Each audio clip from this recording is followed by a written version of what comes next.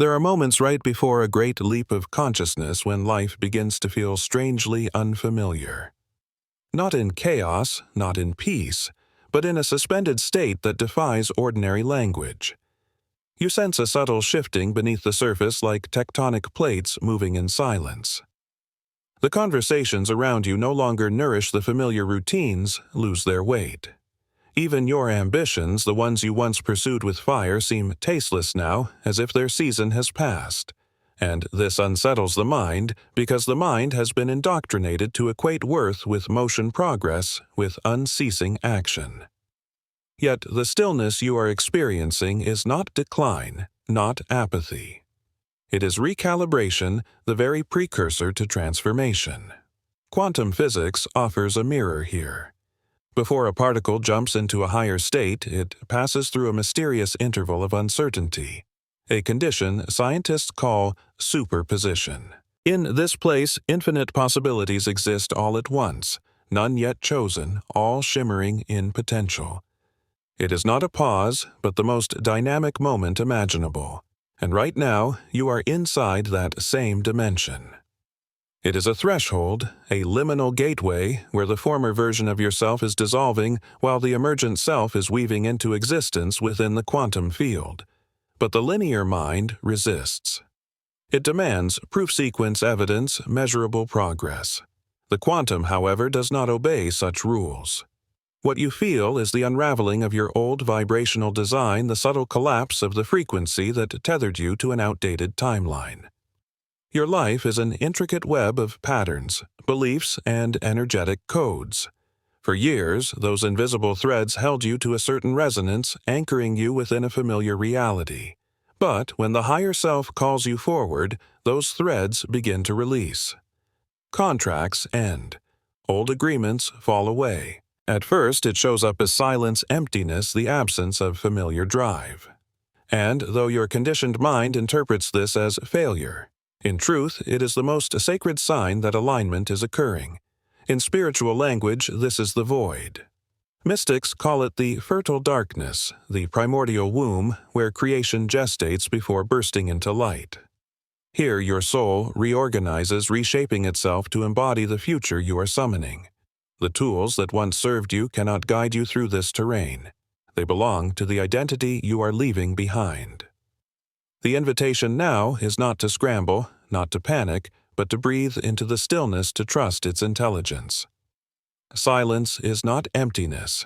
It is saturated with quantum information, reorganizing your destiny in patterns your conscious awareness cannot yet perceive.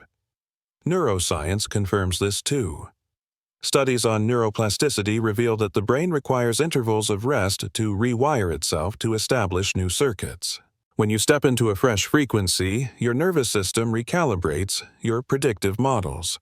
Reset your body. Learns a new baseline of vibration. Without this phase, no stable transformation can occur. You cannot carry the distorted energy of the old into the clarity of the new. Release is required before reception. Consider the quiet before a symphony. The lights dim, the audience hushes, the musicians take their places. That silence is not wasted. It is sacred preparation, or picture the tension of a bowstring pulled taut before the arrow's release. That tension is not delay, it is potential energy, the very force that will propel the arrow beyond what mere effort could achieve. This is where you are. Now the universe is drawing you back not to imprison you, but to accelerate your flight into a trajectory unreachable by effort alone. The danger lies in misinterpretation. Many, upon encountering this stillness, mistake it for stagnation. They rush to fill the void with noise habits, distractions of lower frequency. They sabotage the leap by clinging to what is already dissolving. But if you can trust the silence, if you can honor the void, then you will discover that this moment of uncertainty is not an ending. It is the most alive state possible, the prelude to your quantum rebirth. The more you resist this phase, the longer you remain suspended between two versions of yourself, stretched between timelines like a traveler who refuses to choose a path. Those who make the leap are not the ones who fight the silence, but the ones who surrender into it, who recognize the stillness not as absence but as evidence of becoming.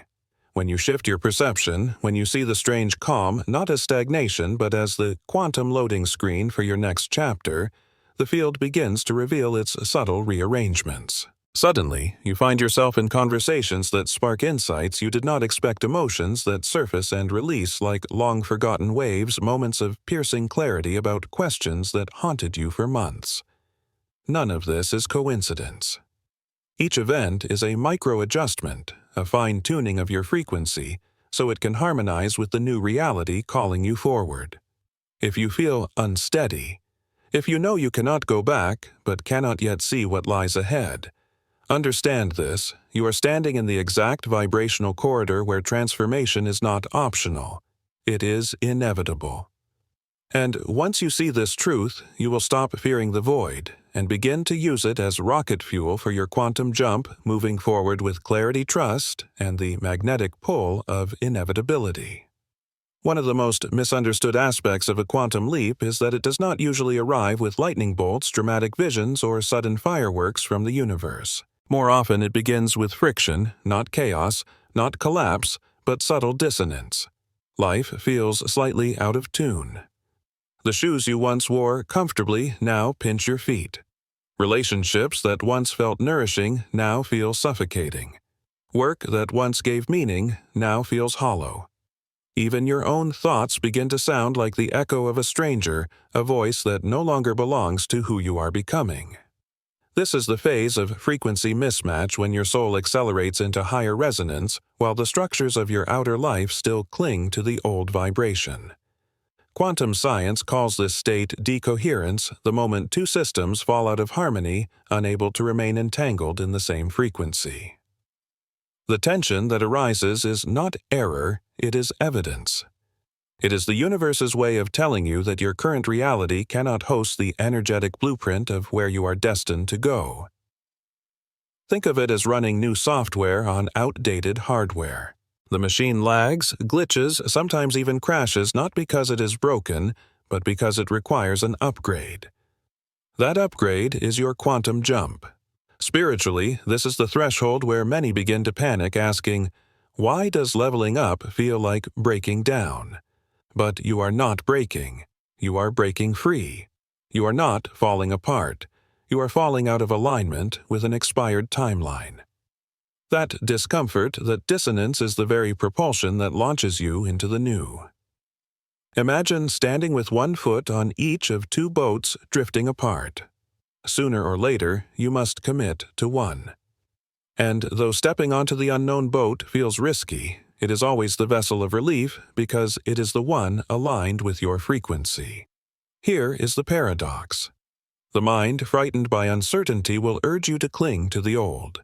It will whisper that you should fix what is breaking, polish what is fading, restore what is collapsing. But in the language of the quantum restoration of the old is regression. What feels like breakdown is sacred shedding, the release of outdated beliefs, expired contracts, and identities too heavy to carry into the next dimension of yourself. If you rush to piece them back together, you delay your ascension. But if you allow them to dissolve, you accelerate it.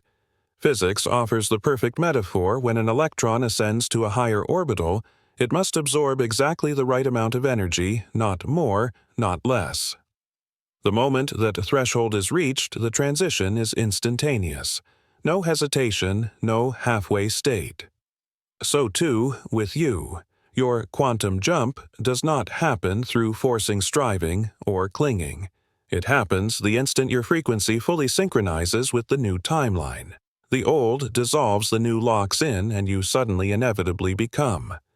At this stage of your evolution, the impulse to do more, to force to push, is not only unnecessary, it is counterproductive. The frantic urge to fix, to prove, to hustle harder is simply your mind trying to bridge two realities that can never coexist. And effort, no matter how noble, is always a slower and less intelligent mechanism than alignment. The quantum field is not measuring your struggle. It is measuring your signal. It is listening for the purity of your vibration, not the weight of your labor. A single moment of coherent resonance, a single instant of inner clarity has more transformative power than weeks or even months of scattered action. So, when you notice pieces of your life falling away, friendships dissolving, opportunities slipping, even facets of your identity peeling off, don't ask, "How do I get them back?" Ask, instead, "What sacred space is being created for me?" That single reframe shifts you from resistance to receptivity, from static to flow. In the language of the quantum, resistance is interference, like white noise scrambling your frequency. Receptivity, on the other hand, is a direct channel, a clear signal summoning the timeline already resonant with your desire. And here lies the paradox. The more you try to outrun this stage, the longer it stretches. Think of it as a decompression chamber, a necessary recalibration between the density of who you were and the vibrancy of who you are becoming. Consider the science of diving. Ascend too quickly, and you risk decompression sickness, the bends, because your body cannot handle such a rapid change in pressure. Spiritually, the same principle applies. If you attempt to leap without integrating the energetic shifts, your system will force a collapse, pulling you back so you can stabilize. This is why patience, trust, and presence are not signs of passivity, but instruments of power. They are not delays. They are catalysts. If your life feels half erased right now, if you are standing in the rubble of what no longer fits while unable to see yet what is rising, know this: you are not off course. You are standing on the launch pad. The dissonance you feel is not failure.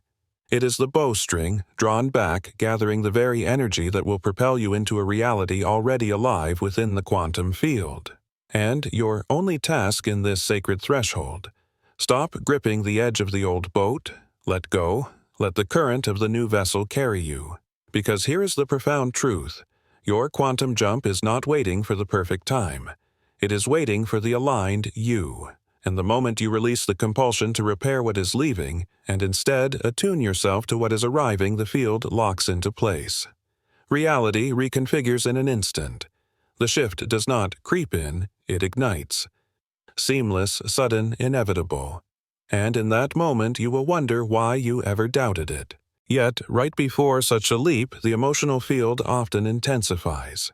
Feelings become amplified as though someone turned up the volume on your inner world.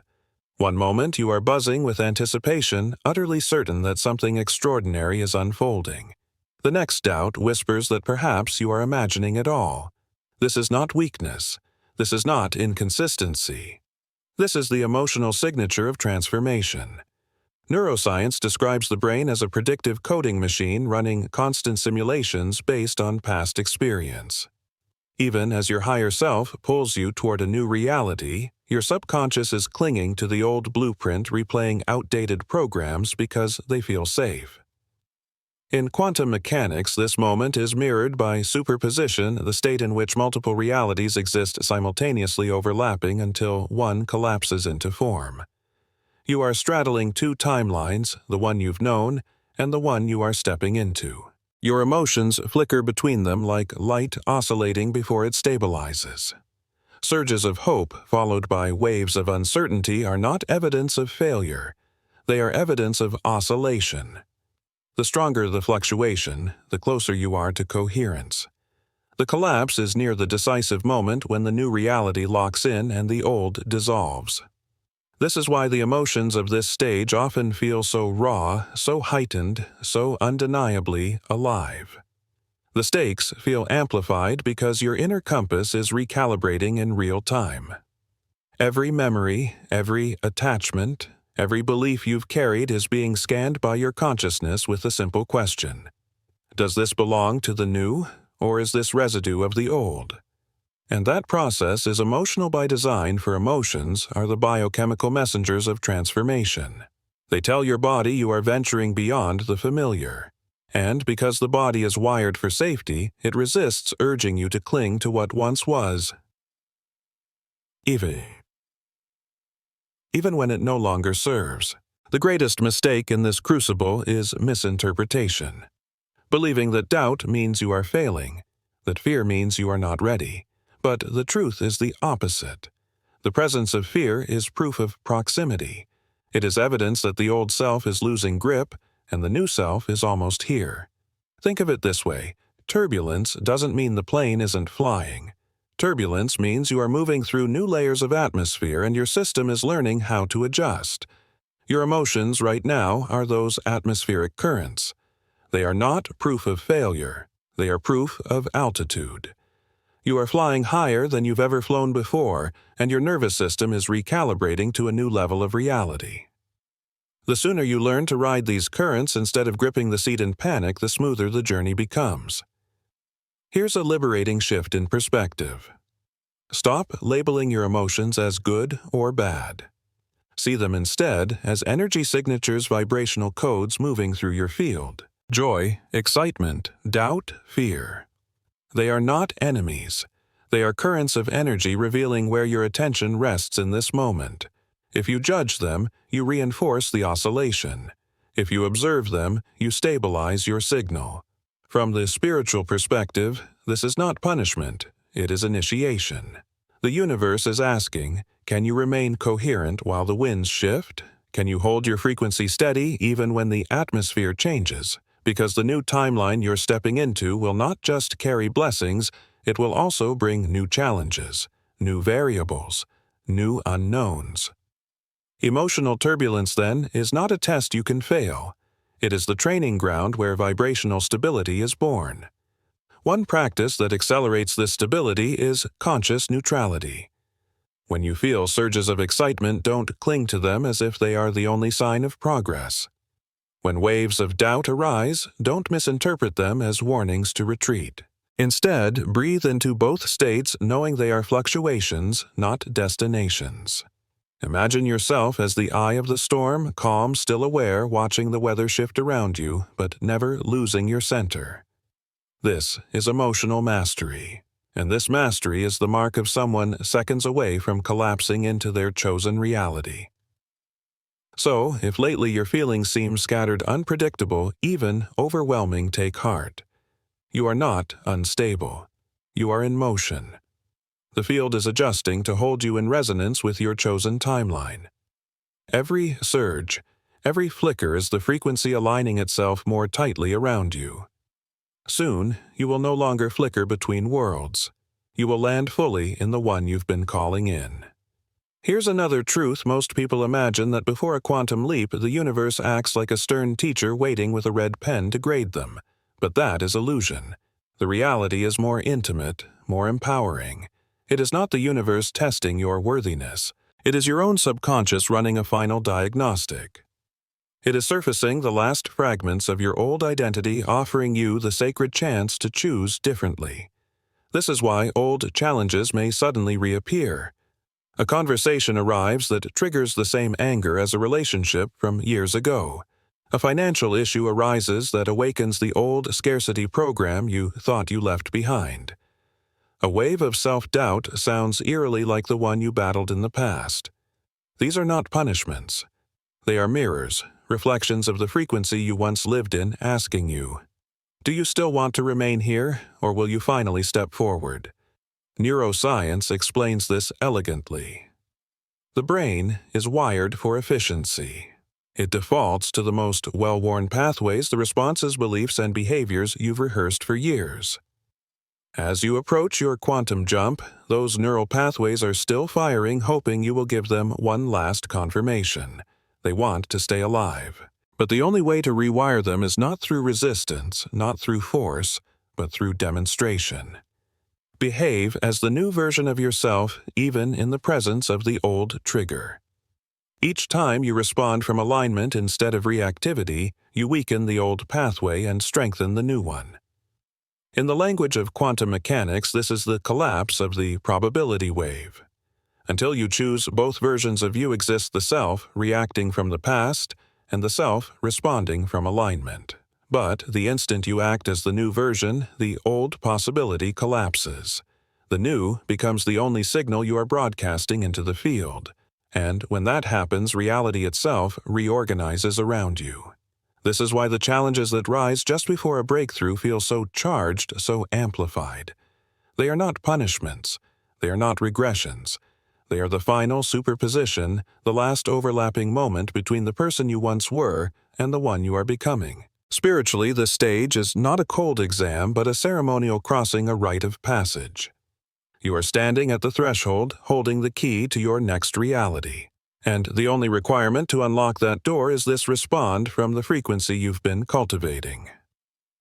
If scarcity reappears, answer it with gratitude. If anger confronts you, meet it with compassion. If doubt whispers, stand in unwavering presence. In doing so, you are no longer symbolically ready, you are vibrationally aligned. The field does not decide whether you are worthy. It simply mirrors who you are being, and right here, right now, your being is everything.